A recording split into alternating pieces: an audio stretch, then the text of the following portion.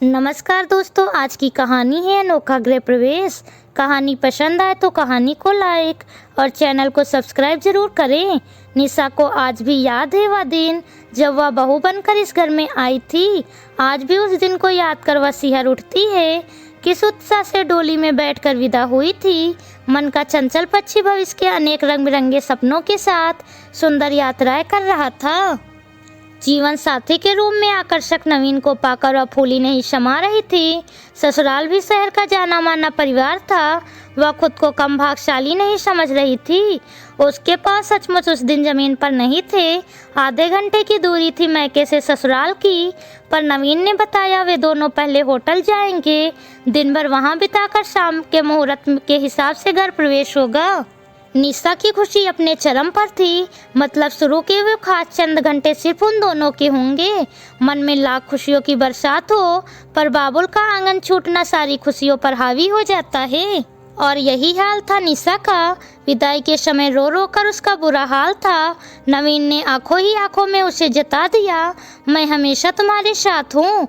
गाड़ी स्टार्ट हुई और नंदनदोई के साथ नवीन और निशा प्रस्थान कर गए। मजाकिया स्वभाव वाले वैभव ने बहुत जल्द माहौल को हल्का बना दिया और वे चारों होटल पहुंच गए। वहां पर पहले से ही नवविवाहित जोड़े के लिए स्पेशल सूट बुक किया हुआ था। निशा और नवीन को वहां पहुंचकर वैभव और रोली घर के लिए रवाना हो गए। नवीन और निशा अपने जीवन का नया अध्याय लिखने जा रहे थे। पूरा समय सुहाना बना हुआ था। अपनी प्यारी सी दुल्हन को इतने करीब पाकर नवीन की आंखों में प्यार का सुरूर झलक रहा था। तभी फोन की घंटी बज उठी और प्यार की तरंगित लहरें थम गई।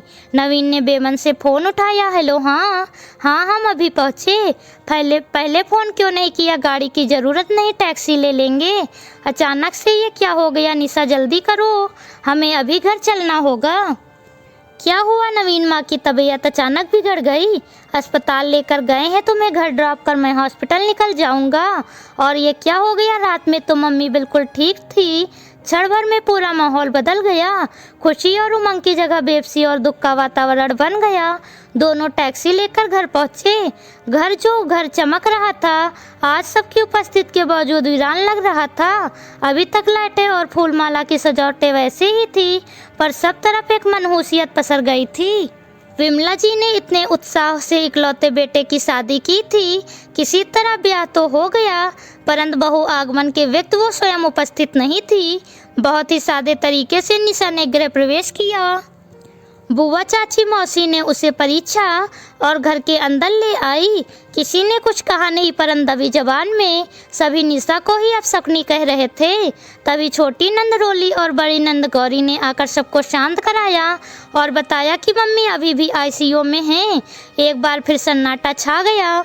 नवीन भी अस्पताल चला गया। पापा जी पहले से वहीं थे। सबके मना करने के बावजूद वो रात में वहीं रुका। अगले दिन सुबह से रिश्तेदारों का जाना शुरू हो गया था। बाद में निशा के साथ रोली बच गई। गौरी को भी मन मार कर जाना पड़ा था। मम्मी अब खतरे से बाहर थी। उन्हें वार्ड में शिफ्ट कर दिया गया था। बहुत गंभीर हार्ट अटैक आया था। परमात्मा की कृपा रही कि जान बच गई, परंतु अभी उन्हें दो सप्ताह अस्पताल में ही रुकना था। निशा के लिए ससुराल के शुरुआती कुछ महीने बहुत कठिनपूर्ण थे। सासू माँ की गैरहाजिरी में नई जिम्मेदारियों के साथ गृहस्थी को संभालना बहुत कठिन काम था। उस पर से हर काम में अनुभव की कमी, सब कुछ नया नया, किसी की पसंद नापसंद भी मालूम नहीं थी और लोगों के तानों का डर था सो अलग। खैर, किसी तरह वो मुश्किल भरे दिन बीते। जब भी वो अस्पताल जाती, विमला जी उसे एकटक निहारती और आशीर्वाद देती। उनके आंखों से आंसू भी निकल पड़ते। खुद को यूँ बेबस और लाचार पाकर नवीन और निशा, पापा जी और रोली हर समय उनके संबल बने रहे। विमला जी की तबीयत में निरंतर सुधार होता रहा और आखिरकार 15 दिन अस्पताल में गुजारने के बाद विमला जी को घर जाने की छुट्टी मिली। मम्मी जी के आने की खबर पाकर सुबह से निशा बहुत खुश थी। उसने दरवाजे पर सुंदर सी रंगोली बनाई। मम्मी के कमरे को रोली की मदद से व्यवस्थित किया और उनके लिए खास तौर पर हल्का खाना तैयार कर लिया।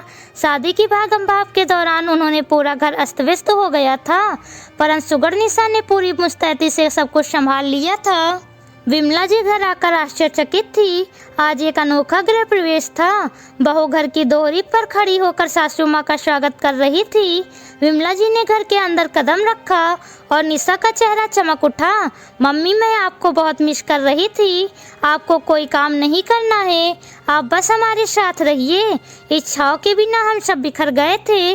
निशा बिल्कुल सही कह रही है विमला, तुम घर की आधार स्तंभ हो। तुम स्वस्थ रहो तभी हम सब भी स्वस्थ और सकुशल रहेंगे।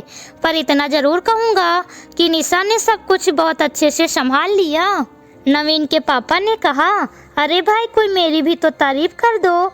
रोली, बस 1 सप्ताह और रुक जा बेटा, इन दोनों को हनीमून मनाकर आ जाने दे, तब तू जाना। मेरी तबीयत ने इन सब बेचारों का ये सुनहरा समय कैसा बर्बाद कर दिया।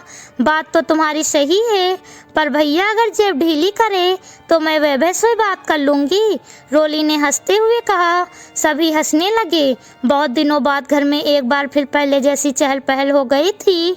निशा अब सासू माँ के संरक्षण में खुद को सुरक्षित महसूस कर रही थी और विमला जी भी इतनी होनहार और प्यारी बहू पाकर खुश थी। कहानी पसंद आई हो तो कहानी को लाइक और चैनल को सब्सक्राइब जरूर करें। मिलती हूँ आपसे अगली कहानी के साथ। Please subscribe channel.